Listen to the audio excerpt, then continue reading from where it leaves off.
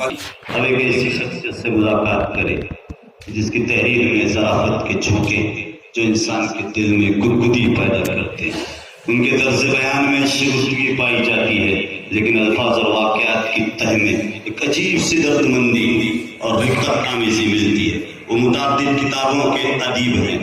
دراصل تیری قربت کے لمحے اور چھٹی حص یہ منظر عام پر آ چکے ہیں. متعدد کتابوں کا ڈیزائن سرور آپ ہی نے کیا ہے. میں ان مصروں کے ساتھ کہ جب بھی اس جاگیر محبت کا بٹوارا ہوگا، جب بھی اس جاگیر محبت کا بٹوارا ہوگا، سارے تبسم تم رکھ دینا درد ہمارا ہوگا، سارے تبسم تم رکھ دینا درد ہمارا ہوگا. میں ان کے والد محترم کے حضرت مرحوم غنی اعجاز صاحب کے ان اشعار کے ساتھ مزید میں ان کو آپ کے حوالے کر رہا ہوں کہ حاجت ہزار تھی مگر تقاضا نہیں کیا. ہم نے ہمارے ظرف کو رسوا نہیں کیا، اس نے بھی ایک ہی بار پوچھی تھی خیریت، ہم نے بھی عرض آج دوبارہ نہیں کیا. مائک پر حضرت شکیل اعجاز صاحب، مقالے کا عنوان ہے طنز و مزاح میں ادب کی حیثیت. استقبال کیجیے حضرت.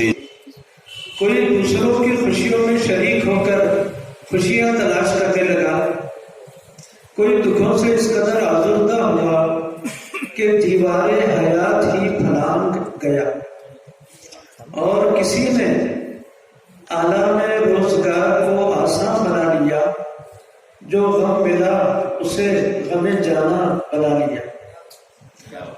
اور ان سب کے ساتھ ایک مستقل اجتماعی اور معقول طریقہ بھی ایجاد کر دیا گیا جسے مزاح کا نام دیا گیا، اور جو زمانے کے تدریجی اور ارتقائی مراحل طے کرتے کرتے آج ایک باقاعدہ آرٹ کی طرف رجحان بڑھ گیا ہے.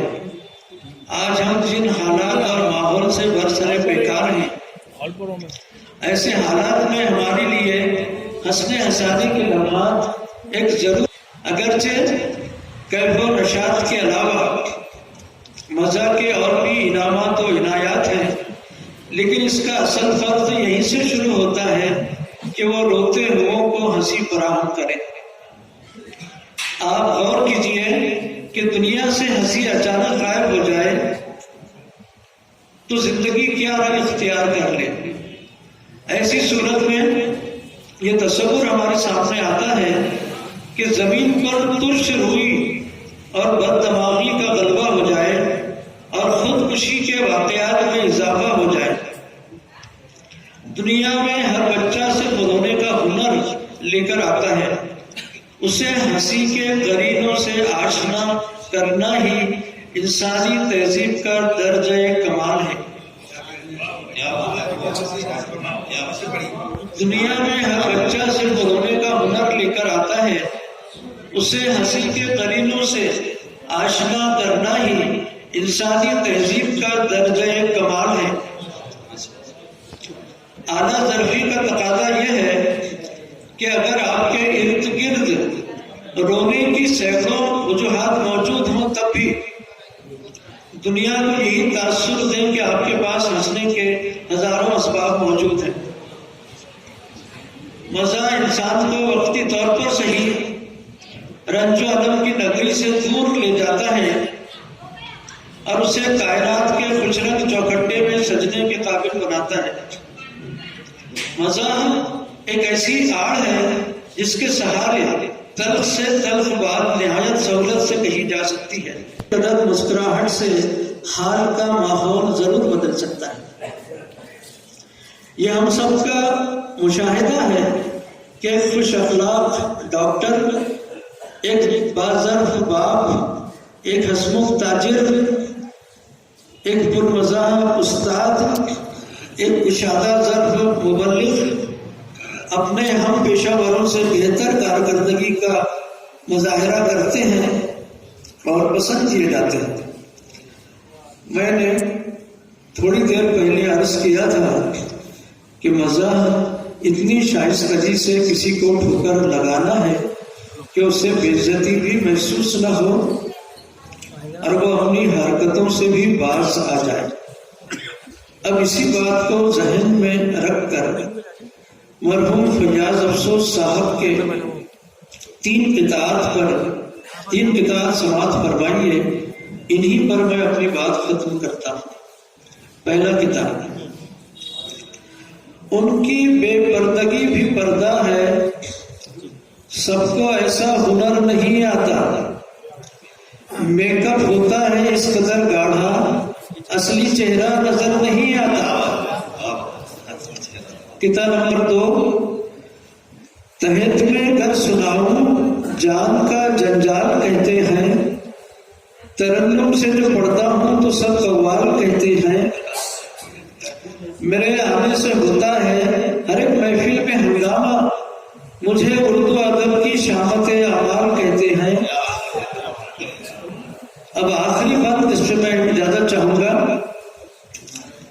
دیوانے میر میں تو رکھا کچھ بھی نہیں ہے، دیوانے میر میں تو رکھا کچھ بھی نہیں ہے، غالب نے شاعری کو دیا کچھ بھی نہیں ہے، میں شاعر اعظم ہوں میری بات الگ ہے، اردو میں میاں میرے سوا کچھ بھی نہیں ہے۔ شکریہ شکریہ۔ میرے استاد محترم حضرت شکیر رضا صاحب، ایک چیز رہ گئی ہے، انتظار میں کام کرتا ہے تو مشکل کا کام کرتا ہے، مشکل بھی ایسا ہے۔ جب یہ مقالہ پیش کر رہے تھے، میرے ذہن کے کرداس پہ کئی اشعار مڑ رہے تھے کہ درد کا بھید زمانے سے چھپایا جائے، درد کا بھید زمانے سے چھپایا جائے، اپنے چہرے پہ تبسم کو سجایا جائے۔ نہ ہم سے پوچھئے کیا ہم تلاش کرتے ہیں، نہ ہم سے پوچھئے کیا ہم تلاش کرتے ہیں، سکون کے واسطے ہم تلاش کرتے ہیں۔ اور ناصر کاظمی نے کہا کہ پیجا ایام کی تلخی کو بھی ہنس کر ناصر، پیجا ایام کی تلخی کو بھی ہنس کر ناصر، غم کے سہنے میں بھی قدرت نے مزہ رکھا ہے، غم کے سہنے میں بھی قدرت نے مزہ رکھا ہے۔ آئیے اب میں ایک ایسے شاعر کو آپ کے اوپر کر رہا ہوں جو اپنے قد و قامت سے حوزے سے شاعر نظر نہیں آتا، اور اس لیے نہیں نظر آتے کہ وہ بہت بڑے عالم، حافظ اور مسجد کے امام، مگر وہ بھی گیسوے جانا سنوارتے۔ آئیے میں ان مصروں کے ساتھ کہ ہم نے احمد فراز کے ان مصروں کے ساتھ کہ ہم نے دیکھا خزاں میں بھی تیری آمد کے بعد کون سا گل تھا جو گلشن میں تر و تازہ تھا، ہم نے دیکھا خزاں میں بھی تیری آمد کے بعد کون سا گل تھا جو گلشن میں تر و تازہ نہ تھا۔ ہم قصیدہ خواہ نہیں ہیں اس شخص کے لیکن فراز، ہم قصیدہ خواہ نہیں ہیں اس شخص کے لیکن فراز، اتنا کہتے ہیں رہی نے منت غار نہ تھا۔ آپ کے روبرو آپ کے حوالے پیش کر رہا ہوں حضرت میر سید مظفر علی صاحب